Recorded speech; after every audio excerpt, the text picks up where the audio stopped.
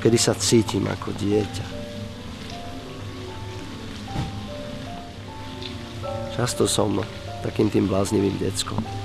V mojom veku by niekto povedal, už by bolo na čase, aby si nejako prestal, alebo začal nejako inak, ale neviem. Asi sa to nedá už. Už som tak nejako raz tak. Ja sa často cítim ako dieťa.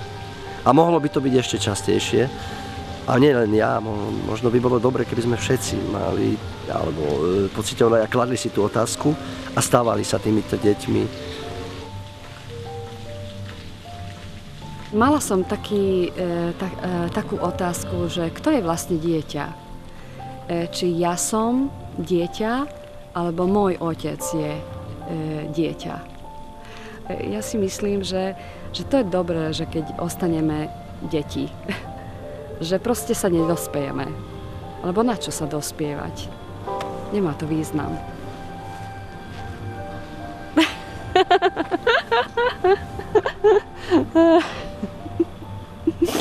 Nie, Jaro?